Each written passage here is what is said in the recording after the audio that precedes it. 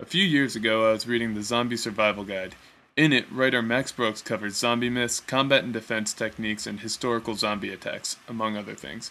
The book takes the zombie threat seriously without winking at the reader. Due to this approach, every time I picked up the survival guide to read, I was immediately transported to a world where zombies were a fact of life, and if I didn't prepare for their imminent arrival in my town, I'd quickly be killed and eaten or join their ranks. I was going to need several guns, long and short range, a solid crowbar, and a safe house with lots of canned food and water. These weren't options. I needed these for survival. Then I'd put the book down and return to the real world, where the threats on my life were much easier to ignore.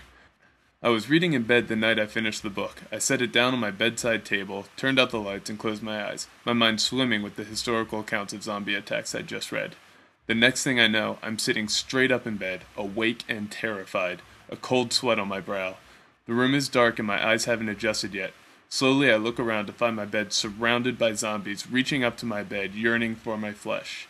I see their horrible faces, moaning in agony, blood stains on their bodies and faces. The only course of action I could think of was to turn on my lamp. I shifted my body weight to the middle of the bed as best I could for fear of falling to a grisly death.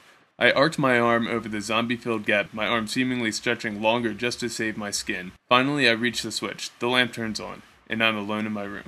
Just pillows patterned with little dabs of red where the zombies had been. I considered my sanity for a brief moment before lying back down and drifting off to a zombie-free slumber.